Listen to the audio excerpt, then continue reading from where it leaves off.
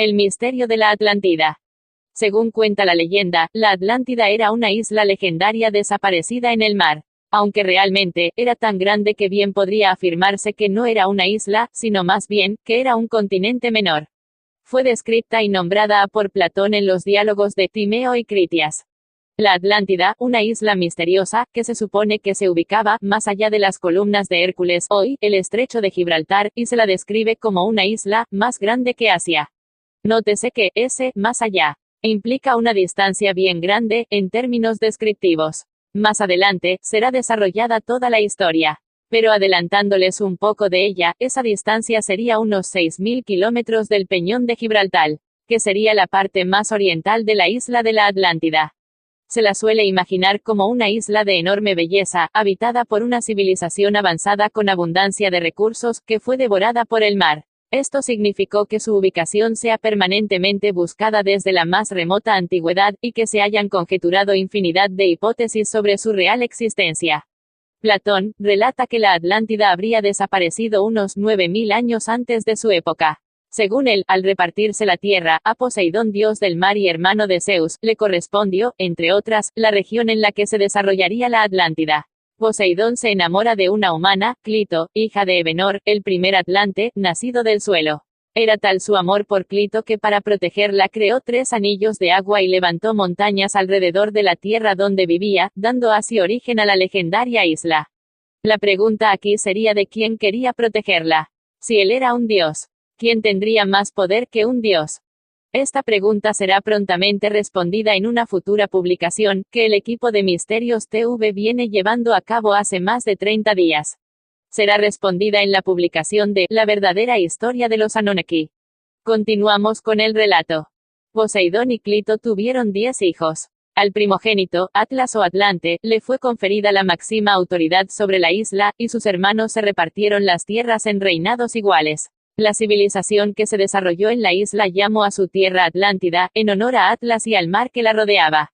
Siguiendo el relato de Platón, la superioridad cultural de los atlantes entró en decadencia al alejarse las generaciones de la sangre divina de Poseidón, comenzando entonces a florecer sentimientos innobles. Los atlantes dominaron toda la región, hasta que al tratar de conquistar a los atenienses obtuvieron su gran derrota. Zeus, al observar el deterioro de una civilización que había sido ejemplar gozando de toda la abundancia, convocó a los demás dioses para decidir el castigo que caería sobre la isla. Aunque el relato se interrumpe en esta parte, se cree que el castigo de Zeus habría sido hundir la isla en un día y una noche en un gran cataclismo de maremotos y erupciones volcánicas. Como en la región del Mediterráneo no existen rastros de una civilización que se identifique con el relato de Platón, se han ido elaborando distintas teorías sobre la supuesta existencia de la Atlántida, ubicándola en diferentes coordenadas del planeta, que van desde Sudamérica hasta la región del norte de Europa.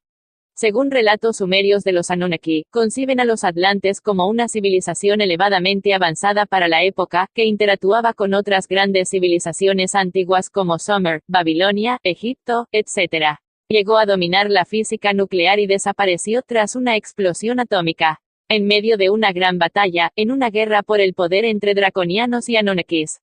Se ha descubierto que parte del suelo marino del Triángulo de las Bermudas perteneció al territorio de la Atlántida. Como pueden comprender, la Atlántida no era una isla, era más bien un continente. Entre las teorías científicas que trataron de explicar ortodoxamente la leyenda de la Atlántida, se encuentra la que identifica a los atlantes con los desaparecidos tartesios, civilización originaria de la península ibérica.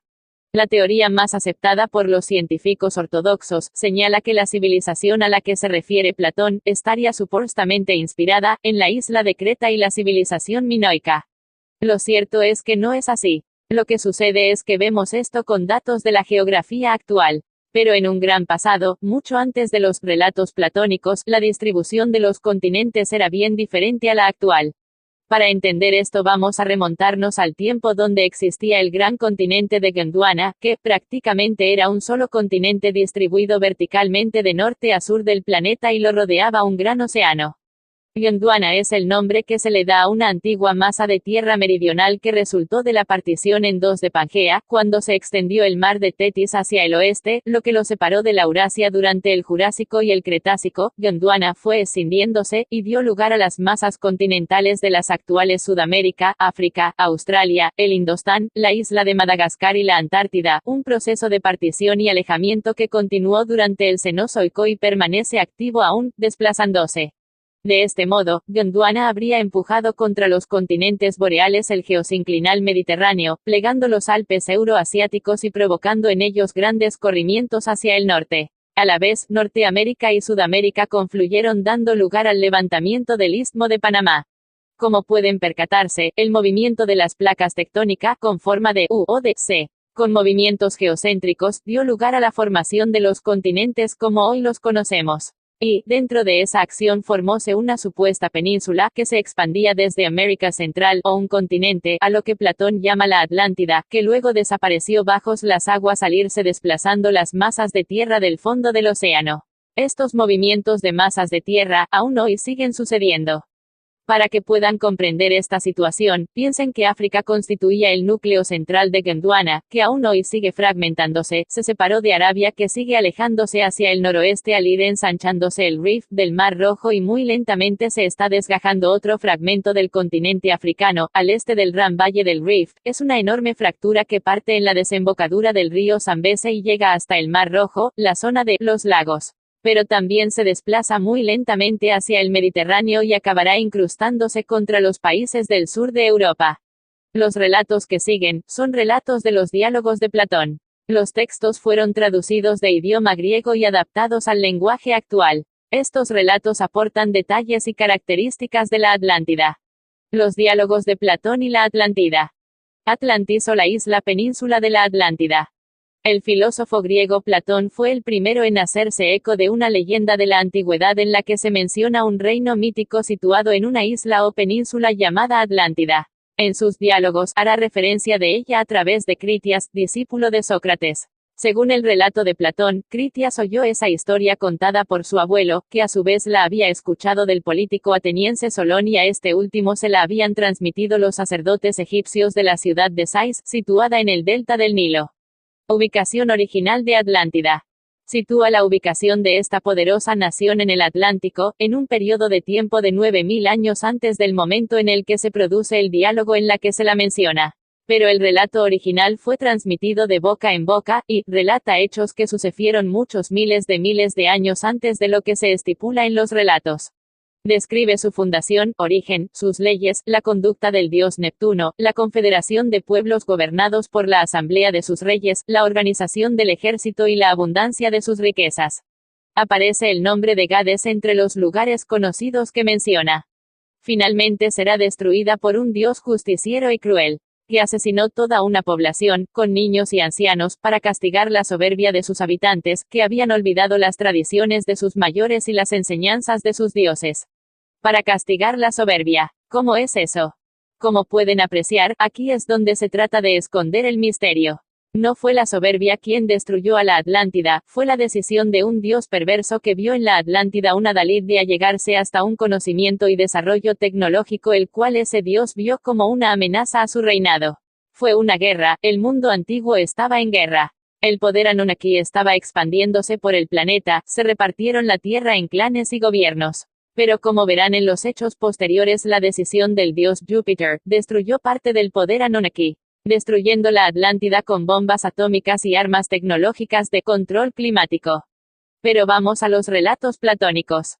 En el siglo I a.C., Estrabón y Posidonio están en la convicción de que el relato de Platón no era resultado de la imaginación literaria del filósofo, sino que se ajustaba a una realidad de recuerdo.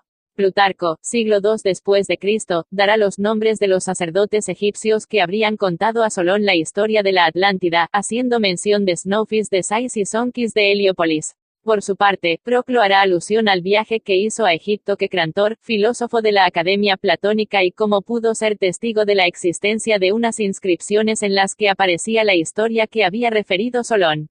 Muchos investigadores intentaron descifrar el misterio de la Atlántida. En especial, después de que ese Chiman descubriera la ciudad de Troya siguiendo las pistas encontradas en las lecturas de Homero. Las hipótesis sobre su posible ubicación actual han sido especulativas y con poca base científica. Una de las cuales es aquella que la relaciona con Grecia, cultura minoica, y España, cultura tartésica.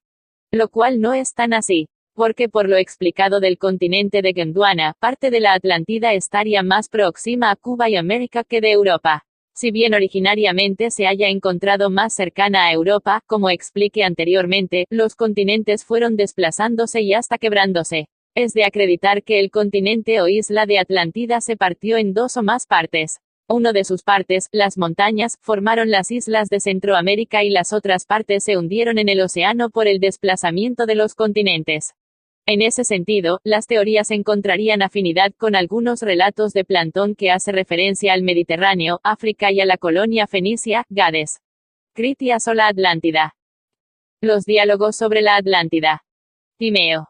Cuán agradable me es, Sócrates, poder, como sucede después de un largo viaje, descansar anchamente al ver terminado este discurso. Yo suplico a ese Dios, cuya existencia es muy antigua, pero que en cierta manera acaba de nacer de nuestra misma conversación, que si lo que hemos dicho ha sido oportuno, nos lo tome en cuenta, y que nos imponga el castigo a que nos hayamos hecho merecedores, si hemos pronunciado, sin quererlo, alguna palabra inconveniente. Critias. Critias comenta cómo los sacerdotes egipcios cuentan a Solón el relato que sigue. Bien, mi querido Hermócrates, como tú ves no llegará hasta mañana, y otro debe aún precederte, te presentas ahora muy valiente, pero no tardarás en saber por ti mismo si la tarea es fácil. Sin embargo, no me haré sordo ni a tus exhortaciones ni a tus excitaciones, y sin olvidar las divinidades que acabas de nombrar, llamaré en mi auxilio a todas las demás y singularmente a Nemosina, porque de ella depende la mayor parte de mi discurso. Si la memoria me acompaña, si puedo referiros fielmente las antiguas historias de los sacerdotes egipcios importadas a estos lugares por Solón, creo que mi público quedará convencido de que he cumplido mi deber. Es preciso, pues, entrar en materia sin más demora. 9000 años atrás hubo una guerra entre los pueblos que habitan más acá y más allá de las columnas de Hércules, Atenas y la Federación de Reyes de la Atlántida. La Atlántida, que se sumergió en el mar por causa de terremotos, tenía un tamaño más grande que el Asia, quedó reducida a un escollo que impide la navegación en esa parte de los mares. Ante todas cosas recordemos que han pasado 9000 años después de la guerra, que, según dicen, se suscitó entre los pueblos que habitan más acá y más allá de las columnas de Hércules. Es preciso que os dé una explicación de esta guerra desde el principio hasta el fin. De una parte estaba esta ciudad, ella tenía el mando y sostuvo victoriosamente la guerra hasta lo último. De la otra parte estaban los reyes de la isla Atlántida. Ya hemos dicho, que esta isla era en otro tiempo más grande que la Libia y el Asia, pero que hoy día, sumergida por los temblores de tierra, no es más que un escollo que impide la navegación y que no permite atravesar esta parte de los mares. En el curso de mi historia hablaré por su orden de todos los pueblos griegos y bárbaros que existían entonces, pero debo comenzar por los atenienses y por sus enemigos, y daros razón de sus fuerzas respectivas y de sus gobiernos. En su vista, pues, de nuestra ciudad es de la que debemos ocuparnos desde luego. Los dioses repartieron las tierras entre sí. Vulcano y Minerva recibieron lo que Critias denomina, nuestro país.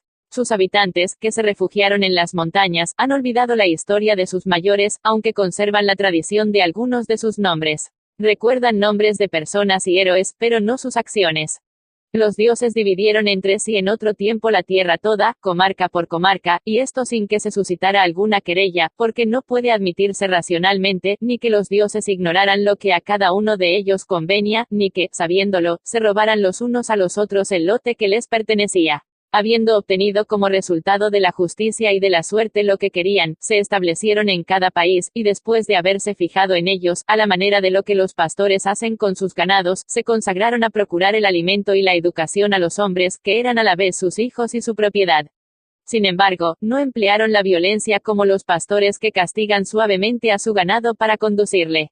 Sabían que el hombre es un animal dócil, e imitando al piloto que conduce la nave, y sirviéndose de la persuasión como de un timón para mover el alma a su gusto, dirigieron y gobernaron así la raza toda de los mortales. Así gobernaron las demás divinidades en los países que les tocaron en suerte. Pero Vulcano y Minerva, que tienen la misma naturaleza, como hijos que son de un mismo padre, y que están animados del mismo amor a las ciencias y a las artes, recibieron como lote en común nuestro país, que les convenía y se adaptaba maravillosamente a su virtud y a su sabiduría. Los dioses hicieron hombres de bien. Con la ruina de sus sucesores y el tiempo perecieron, sobreviviendo solo los que, escapando a los desastres que habitaban en las montañas, carecían de letras, cultura y tenían escasos medios de subsistencia. Habían olvidado su historia conservando solo algunas tradiciones. Empezaron a recuperar el pasado cuando algunos ciudadanos tuvieron resueltas las cosas necesarias para la vida. De los originarios hicieron hombres de bien, y pusieron en su corazón el amor al orden político. Los nombres de estos hombres se han conservado, pero el recuerdo de sus acciones ha perecido con la ruina de sus sucesores y con el transcurso de los tiempos. La única raza que ha escapado a estos desastres, ya lo hemos dicho, es la que habita las montañas, y que, sin letras y sin cultura, solo recordaba los nombres de los que habían sido dominadores del país, sin saber nada o casi nada de sus grandes hechos. Haciéndolo por punto de honra dieron estos nombres a sus hijos, pero en cuanto a las virtudes y a las instituciones de sus antepasados, solo conocían lo que les había sido transmitido por una oscura tradición. Dada la escasez de subsistencias para el sostenimiento de la vida, escasez que duró por espacio de muchas generaciones, ocupados ellos y sus hijos en procurarse la satisfacción de sus necesidades, y entregado el espíritu a este solo objeto, para nada se cuidaron de los sucesos que en otro tiempo se habían realizado. El estudio y la historia de las cosas antiguas se introdujeron con el ocio en las ciudades, cuando cierto número de ciudadanos, teniendo aseguradas las cosas necesarias para la vida, no tuvieron después que preocuparse bajo este punto de vista, y aquí como los nombres de los antiguos héroes se han conservado sin el recuerdo de sus acciones. Los diálogos recuerdan nombres anteriores a Teseo conocidos por sacerdotes egipcios y que estos mencionaron a Solón. La participación en las guerras eran iguales para hombre y mujeres, usando ambos armaduras en las batallas. El ejército y los sacerdotes vivían separados del resto de la población, sin propiedades pero recibiendo lo necesario para la subsistencia. Su estatus económico era semejante al del resto de los ciudadanos. Lo que me autoriza a hablar así, es que los nombres de Cecrope, de Erecteo, de Erictonio, de Erisictón y de muchos otros, que remontan más allá de Teseo, son precisamente aquellos de que, según la relación de Solón, se servían los sacerdotes egipcios cuando le refirieron esta guerra. Lo mismo sucede con respecto a los nombres de mujeres. Los trabajos de la guerra eran entonces comunes a las mujeres y a los hombres, y por esta causa la diosa era representada en sus imágenes y en sus estatuas con una armadura, era como una advertencia, para indicar que desde el momento en que el varón y la hembra están destinados a vivir juntos, la naturaleza ha querido que pudiesen ejercer igualmente las facultades, que son el atributo de su especie. Diferentes clases de ciudadanos, entregados a los oficios mecánicos y a la agricultura, habitaban entonces nuestro país. La de los guerreros, separada desde el principio de las demás, como hombres divinos, habitaba aparte. Provistos de todas las cosas necesarias a su subsistencia y a la educación de sus hijos, estos guerreros no poseían nada en particular, consideraban todos los bienes como pertenecientes a todos, no exigían de los demás ciudadanos más que lo que justamente necesitaban para vivir, y desempeñaban con el mayor esmero las funciones diarias del Estado, tales como las hemos concebido. Describe los límites de su país, Ática, habla de un poderoso ejército y de pueblos vasallos. Refiere que la Ática sufrió numerosas y terribles inundaciones a lo largo de los 9000 años, y que las tierras de estas revoluciones eran arrastradas al mar, disminuyendo la superficie habitable. Y también se dice como muy probable y quizá verdadero, que nuestro país en aquel tiempo tenía por límites el istmo por una parte, y por otra los montes Iterón y Parnaso, abrazando toda la parte del continente comprendida en este intervalo, que de aquí descendía, por la derecha, hasta Oropo, y por la izquierda, hacia el mar, hasta el río Asopo. Estos eran sus límites extremos. Sobresalía entre todos los demás países por su fertilidad, lo cual le hacía capaz de sostener un numeroso ejército, compuesto de pueblos vecinos dependientes de nosotros. Es este un testimonio imponente de su fecundidad. Y, en efecto, lo que subsiste aún de esta dichosa tierra, no tiene igual en cuanto a la diversidad de producciones, excelencia de frutos y abundancia de pastos. Tales eran entonces la belleza y la riqueza del Ática. ¿Podríais creerlo? Ni cómo puede formarse una idea de lo que fue, por lo que es. Toda el Ática se desprende en cierta manera del continente, se mete por el mar y se parece a un promontorio. El mar que la envuelve, como si estuviera colocada en una vasija, es por todas partes muy profundo. En medio de las numerosas y terribles inundaciones que han tenido lugar durante 9000 años, porque 9000 años han pasado desde aquella época, las tierras que estas revoluciones arrastraban desde las alturas, no se amontonaban en el suelo, como en otros países, sino que, rodando sobre la ribera, iban a perderse en las profundidades del mar. De suerte que, como sucede en las islas poco extensas, nuestro país, comparado con lo que era, se parece a un cuerpo demacrado por la enfermedad, escurriéndose por todas partes la tierra vegetal y fecunda, solo nos quedó un cuerpo descarnado. Aquí se hace referencia a las inundaciones descritas en los párrafos anteriores, que arrastraban las tierras hasta hundirlas en el mar, de las lluvias anuales, que mantenían las tierras en su seno, y las fertilizaba.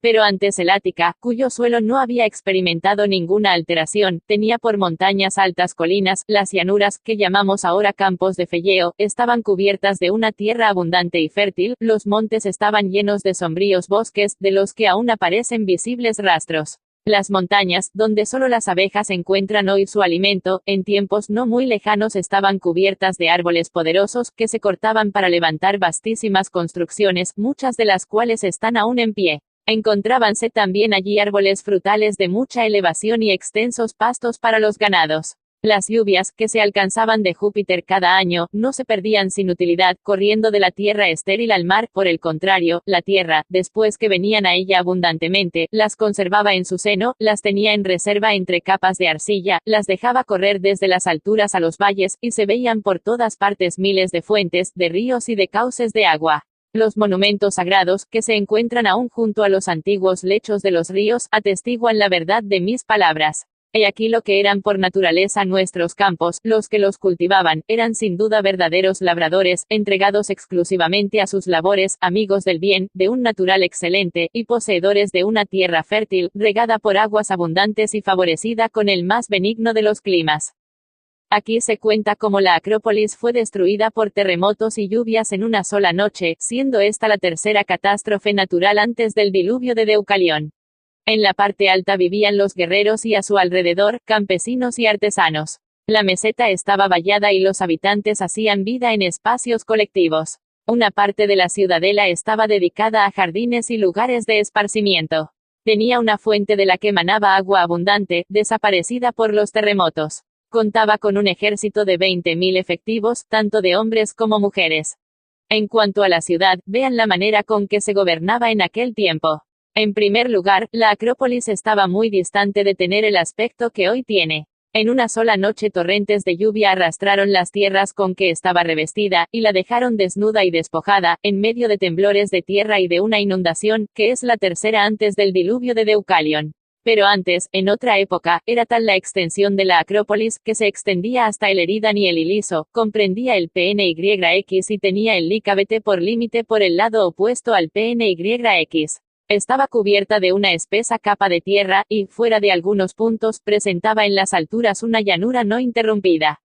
Estaba habitada, a los costados según se bajaba, por artesanos y labradores, que cultivaban los campos vecinos. En la altura solo vivía la clase de los guerreros alrededor del templo de Minerva y de Vulcano, después de haber rodeado esta meseta con un solo vallado, como se hace con el jardín de una sola familia. Habitaban en común en casas situadas a la parte del norte, en invierno tenían salas donde comían juntos, y tenían todo lo que reclama la vida en común, sea con relación a las habitaciones de los ciudadanos, sea con respecto a los templos de los dioses, a excepción del oro y de la plata de que no hacían ningún uso. Vivían tan lejos de la opulencia como de la pobreza, habitaban casas decentes, donde vegetaban ellos y los hijos de sus hijos, y las transmitían sucesivamente tales como las habían recibido a hijos semejantes a sus padres. La parte meridional de la Acrópolis estaba destinada a jardines, gimnasios, salas de refectorio, que dejaban de ocupar durante el estío. En el punto, que ocupa hoy la Acrópolis, emanaba una fuente, y así como ahora solo salen de ella pobres arroyos por uno u otro lado, entonces suministraba una agua abundante, tan saludable en invierno como en verano, pero que desapareció a consecuencia de los temblores de tierra. Tal era el género de vida de estos guardas de sus propios conciudadanos, de estos jefes respetados por los demás griegos. Procuraban tener siempre a su disposición, en cuanto fuese posible, un número igual de hombres y mujeres en estado de llevar las armas. He aquí cómo gobernaban según las reglas de la justicia su ciudad y la Grecia, he aquí lo que eran estos hombres, celebrados y admirados de toda la Europa y de toda el Asia por la belleza de sus cuerpos y por las virtudes de todos géneros que adornaban sus almas. Cuando Critias era joven oyó relatos de los enemigos de Ática. Solón tradujo los nombres extranjeros de esos enemigos a la lengua helénica. Los manuscritos de Solón fueron del abuelo de Critias que se los cedió a él, su nieto. Estos manuscritos de Solón estaban en poder de mi abuelo y ahora los poseo yo, que los he estudiado mucho siendo joven. Los dioses se repartieron la tierra. En el reparto de los territorios hecho por los dioses, a Neptuno le correspondió la Atlántida. La describe como una isla o península con la palabra Nesos. Fue habitada por los hijos de Neptuno y Clito, una mortal nacida de Luciopa, esposa de Evenor. Ocuparon una montaña poco elevada, rodeada de una amplia llanura. Neptuno fortificó la colina de Clito con muros y fosos de tierra y mar alternativamente. Estos engendraron una sola hija, llamada Clito, que era núbil, cuando murieron sus padres, y con la que se casó Neptuno, que se enamoró de ella. La colina, donde vivía Clito, fue fortificada por Neptuno, que la aisló de todo lo que la circundaba. Hizo muros y fosos con tierra y agua del mar alternativamente, unos más pequeños, otros más grandes, 2 de tierra y 3 de agua, ocupando el centro de la isla, de manera que todas sus partes se encontraran a igual distancia del mismo. La hizo por lo tanto inaccesible. Tenía 2 manantiales, uno caliente y otro frío, y que producían alimentos variados y abundantes. Neptuno tuvo 5 parejas de hijos varones mellizos entre los que dividió la Atlántida en 10 partes. Al mayor de los mellizos le dio la mejor, que era la de su madre. Se llamaba Atlas y lo hizo rey de los demás hermanos. Al mar que limitaba con sus tierras se le llamó Atlántico. A su hermano gemelo le dio la tierra de Gadirica o Gadiro en idioma griego, en Meles, hacia las columnas de Hércules. Los hijos de Neptuno extendieron su poder durante muchas generaciones, llegando hasta Egipto y la Tirrenia. Poseían grandes riquezas metalúrgicas, destacando el oricalco, el más precioso de los metales después del oro.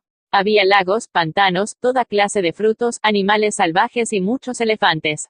Estos hijos de Neptuno y sus descendientes habitaron en este país durante muchas generaciones, sometieron en estos mares otras muchas islas, y extendieron su dominación más allá, hasta el Egipto y la Tirrenia. Describe la organización espacial de la Atlántida con sus diferentes anillos de tierra y agua. Menciona las dimensiones de algunas de las grandes obras de la ciudad. Relata cómo sus habitantes crearon templos y palacios, puertos y dársenas. Levantaron puentes sobre los fosos circulares que rodeaban la antigua metrópoli. Abrieron canales por los que podían circular trirremes. En algunos pasajes de los mismos pusieron techos para que las naves lo cruzaran a cubierto.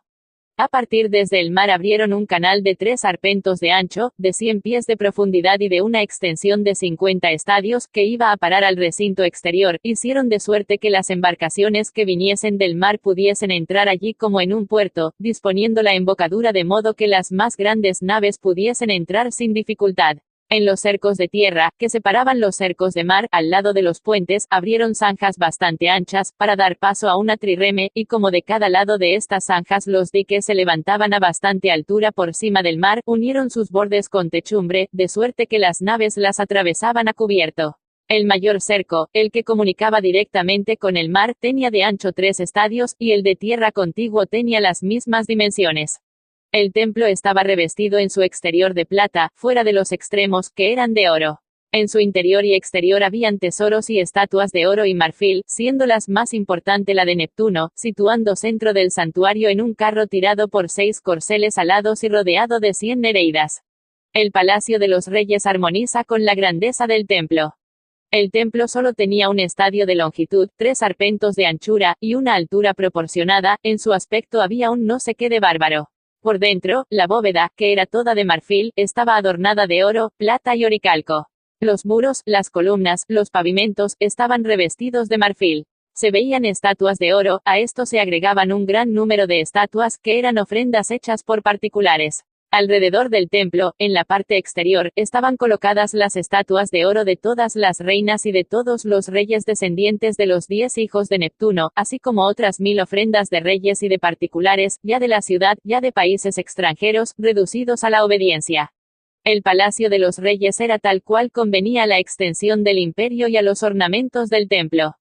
Dos fuentes, una caliente, otra fría, abundantes e inagotables, gracias a la suavidad y a la virtud de sus aguas satisfacían admirablemente todas las necesidades. En las cercanías de las casas se encontraban árboles, que mantenían la frescura, depósitos de agua a cielo abierto, y otros cubiertos con techos para tomar baños calientes en invierno, aquí los de los reyes, allí los de los particulares, en otra parte los de las mujeres, y otros, en fin, destinados a caballos y en general a las bestias de carga. Más allá, y en la parte exterior de los tres puertos, un muro circular comenzaba en el mar, seguía el curso del mayor cerco y del mayor puerto a una distancia de 50 estadios, y volvía al mismo punto, para formar la embocadura del canal situado hacia el mar. Descripción topográfica de la Atlántida. El suelo estaba muy elevado sobre el nivel del mar. Alrededor de la ciudad había una llanura que la circundaba, a su vez rodeada de montañas que se prolongaban hasta el mar. En la parte de la isla que miraba al mediodía había una llanura cuadrilonga, de 3000 estadios de un lado y 2000 de otro, con populosas poblaciones, ríos y lagos. Estaba rodeada por un foso artificial al que vertían las aguas de las montañas. Tocaba en la ciudad por sus dos extremidades. Para transportar los troncos de madera de las montañas se hicieron fosos que se comunicaban entre sí. Se dice que el suelo estaba muy elevado sobre el nivel del mar, y las orillas de la isla cortadas a pico, que alrededor de la ciudad se extendía una llanura que la rodeaba, y que esta misma estaba rodeada de montañas, que se prolongaban hasta el mar, que esta llanura era plana y uniforme y prolongada, y que tenía de un lado 3000 estadios, y del mar al centro más de 2000. Esta parte de la isla miraba al mediodía, y no tenía nada que temer de los vientos del norte. Estaba abierto hasta la profundidad de un arpento, tenía de ancho un estadio, rodeaba toda la llanura, y no tenía de largo menos de 10.000 estadios. Recibía todos los cauces de agua, que se precipitaban de las montañas, rodeaba la llanura, tocaba en la ciudad por sus dos extremidades, y de allí iba a desembocar en el mar. Del borde superior de este foso, partían otros 100 pies de ancho, que cortaban la llanura en línea recta y volvían al mismo foso. Al aproximarse al mar, estos fosos particulares distaban entre sí 100 estadios. Para transportar por agua las maderas de las montañas y los diversos productos de cada estación a la ciudad, hicieron que los fosos comunicaran entre sí y con la ciudad misma por medio de canales abiertos transversalmente. Notad que la tierra daba 2 cosechas por año, porque era regada en invierno por las lluvias de Júpiter, y en verano era fecundada por el agua de los estanques. Era como una carga el oro, las riquezas y las ventajas de la fortuna. Lejos de dejarse embriagar por los placeres, de abdicar el gobierno de sí mismos en manos de la fortuna, y de hacerse juguete de las pasiones y del error, sabían perfectamente que todos los demás bienes acrecen cuando están de acuerdo con la virtud, y que, por el contrario, cuando se los busca con demasiado celo y ardor perecen, y la virtud con ellos. Mientras los habitantes de la Atlántida razonaban de esta manera, y conservaron la naturaleza divina de que eran partícipes, todo les salía a satisfacción, como ya hemos dicho. Pero cuando la esencia divina se fue aminorando por la mezcla continua con la naturaleza mortal, cuando la humanidad la superó en mucho, entonces, impotentes para soportar la prosperidad presente, degeneraron. Los que saben penetrar las cosas, comprendieron que se habían hecho malos y que habían perdido los más preciosos de todos los bienes, y los que no eran capaces de ver lo que constituye verdaderamente la vida dichosa, creyeron que habían llegado a la cima de la virtud y de la felicidad, cuando estaban dominados por una loca pasión, la de aumentar sus riquezas y su poder.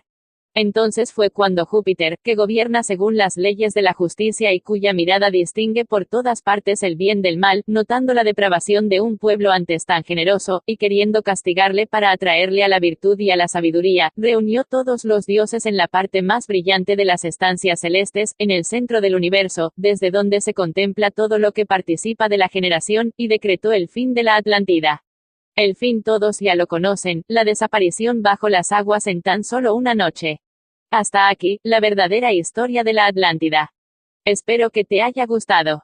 Si fue así, no olvides comentar, dar like y suscribirte a nuestro canal YouTube.